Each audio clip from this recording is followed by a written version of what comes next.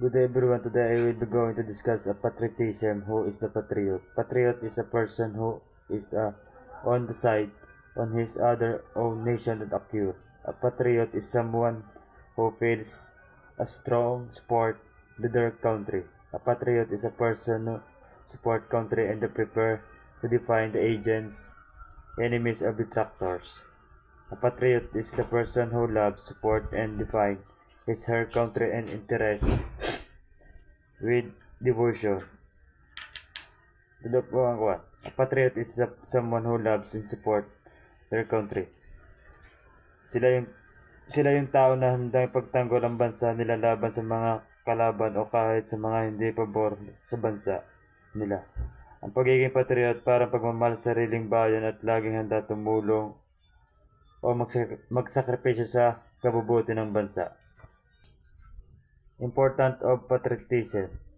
The feeling freedom that will always be ready to sacrifice his life for the life of his country. A patriot, immortal men love their own country. They do many things for the God and country.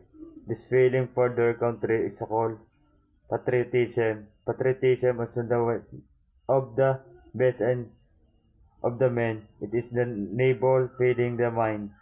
It is the said that mother and motherland are the superior to heaven.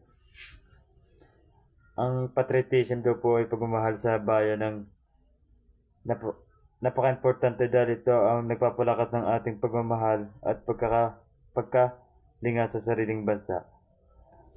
Ang isang tunay na patriot ay handang magsakripisyo kahit ang buhay para sa pagmamahal niya sa bansa. Ang pagiging patriot ay isang uri ng kabutihang asal at isang mataas sa pakiramdam. Sinasabi nga na ang ina ay ang sariling bayan at mas mataas kaysa sa langit. Dahil sila ang unang nag-aalaga at nagbibigay sa atin, ang pagmamahal ng sariling bansa ay isang mahalagang bahagi ng pagiging mabuting tao. 3 kinds of patriotism. Which of the patriotism of effect and patriotism of duty and patriotism of manners? First is the patriotism of affection. This is the patriotism of heart.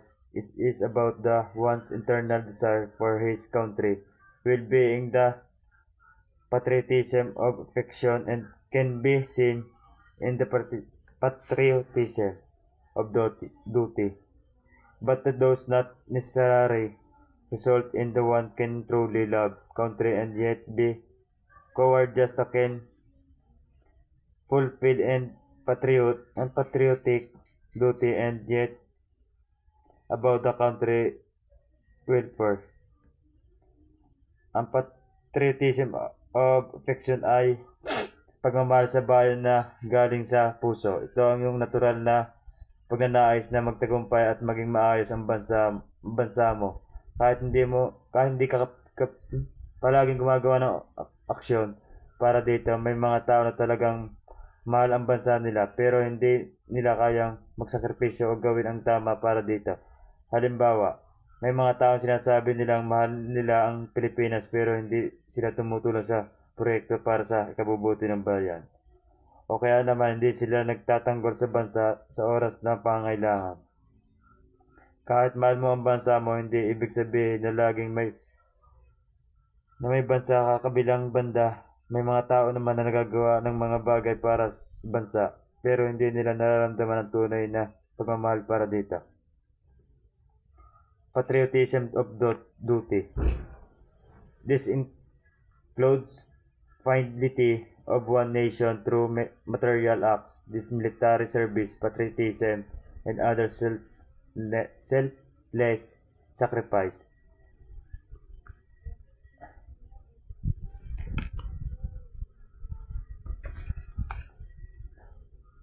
This is the where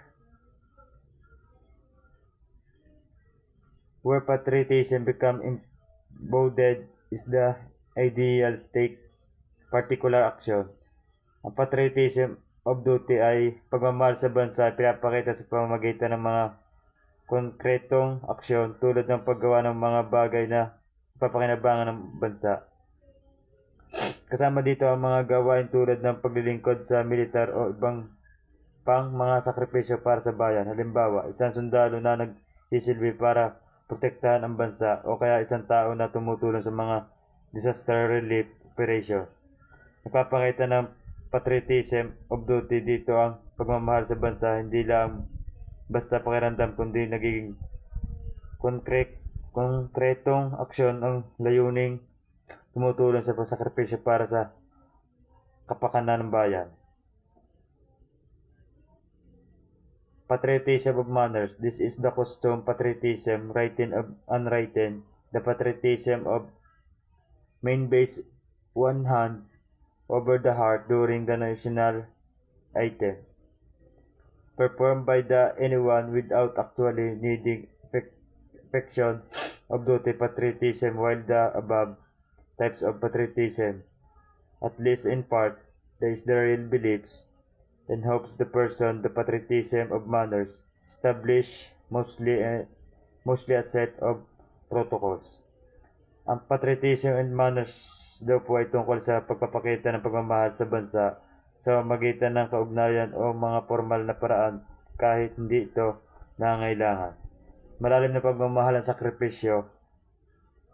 Halimbawa, yung pagtayo sa paglalagay ng kamay o sa dibdib habang tumutugtog ang pambansang awit.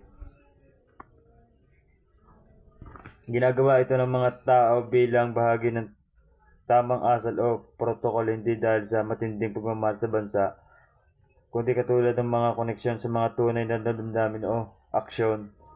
Ang patriotism of manners ay mas nakatuon sa pagsunod sa tradisyon o alituntunin para sa ipakita respeto at pagkilala sa bansa. Types of patriotism. Personal patriotism, official patriotism, symbolic nationalism, peacetime patriotism. Symbolic patriotism. A wartime intended to raise moral in turn, contributing to the war effort. Ang symbolic patriotism ay uri ng mga pagmamahal sa bansa na karaniwang may papakita sa panahon ng digmaan. Ito ay ginagawa upang pataasin ang moral ng mga tao at magbigay ng suporta sa mga pagsusumikap ng bansa, tulad ng pagpapakita ng bandila, pagsigaw ng mga patriotic slogan o iba pang simbolo ng suporta sa bansa. Halimbawa, panahon ng mga digmaan, ang mga tao ay nagiging mas matatag at mas may marasakit sa kanilang bansa dahil sa mga simbolikong gawain na nagpapakita ng pagmamahal ng bayan. Peacetime patriotism cannot be easily linked a measurable again for the state, but the patriot does not see the inferior. Peacetime patriotism naman ay pagmamahal sa bansa kahit walang digmaan o krisis. Hindi ito agad makita sa mga konkretong benepisyo para sa mga estado. Para ang mga patriot ay naniniwala na mahalaga pa rin. Halimbawa, kahit wala tayong pangailangan na ipagtanggol ang bansa mula sa mga kalaban, pagpapakita ng pagmamahal at pagpapahalaga sa bansa, sa kultura, tradisyon o kasaysayan ng bansa, mahalaga pa rin ang ganitong patriotism. Ay hindi masukat ng mga direktang pakinabang, pero tinuturi ng mga tunay na patriot na ito'y may malaking halaga ng pagbuo ng isang matibay at maayos na bansa. Everybody must have patriotic feeling to make the country team success in the proper manner. Lahat tayo ay kailangan magkaroon ng patriotic feeling o pagmamahal sa ating bansa para maging maayos ang kalagayan ng ating bansa at sa ating sarili.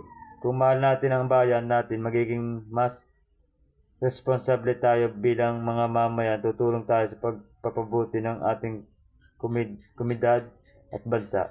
Sa ganitong paraan, hindi lang ang bansa ang magiging maayos, kundi tayo dahil kapag ang lahat ay may malasakit at pagmamahal sa bansa, magiging mas maganda at matagumpay ang buhay natin bilang isang tao.